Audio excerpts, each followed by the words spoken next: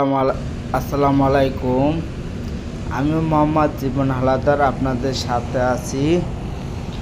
এইটা হলো দানুকতা। এই পার্কের নাম হলো দানুকতা, মালয়েশিয়া। এখানে কোয়ালালামপুর কিভাবে আসবেন সেটা বলি। যদি সিঙ্গাপুর, থাইল্যান্ড, ইন্দোনেশিয়া, তারপর Bangladesh, Cambodia, Philippines, Vietnam, Canada, America, সারা পৃথিবী, সৌদি আরব, সারা এক কথায় বলে সারা পৃথিবী কীভাবে এই পার্কে আসবেন সেটাই বলি। প্রথম আপনি নামবেন কোয়ালালামপুর ইন্টারন্যাশনাল এয়ারপোর্টে নামিয়া আপনি উঠে দেবেন ট্রেনে। ইমিগ্রেশন পার হয়ে উঠবেন ট্রেনে উঠে নামবেন কেল সেন্টারের পরে আপনি ডাইরেক্ট কার্ড পাঞ্চ করবেন না, লিফটে যা ডাইরেক্ট যাবেন উপরে যা উঠবেন রিপিট কেলে।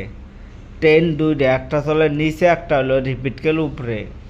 রিপিট কেলে উঠে দেবেন। রিপিট কেলে ওঠার পরে নামবেন আপনি অংসামাজু নামিয়া ট্রেন কার্ডটা পাঞ্চ করবেন।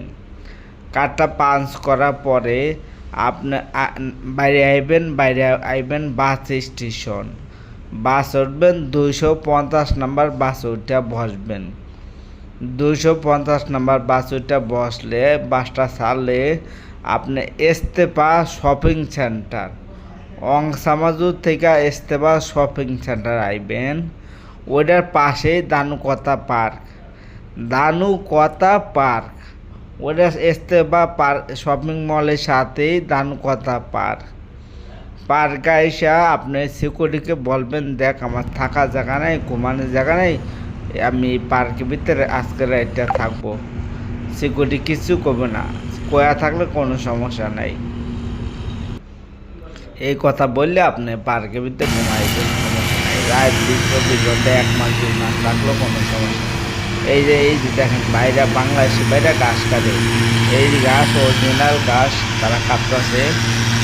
এই মালয়েশিয়া এক ধরনের গাছ আছে প্লাস্টিকের গাছ, সেই গাছে যদি ময়লা বতো তাহলে ধুইত, যেহেতু কাটে এটা অরিজিনাল ঘাস যেহেতু কাটে। দেখেন বাংলাদেশি বাইরা ঘাস কাটতেছে, আবার ময়লা আবার উঠাইব ইন্দোনেশিয়ার মহিলারা, সেটাও দেখাবো।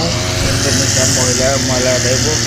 এই যে দেখেন পার্ক, বৃষ্টি পড়লে আপনি বসবেন না। মালয়েশিয়া এক ঋতু দেশ, বৃষ্টি পড়লে বসবেন, আপনি বসতেই পারবেন না যে এই দেশে বৃষ্টি নামছে কিনা।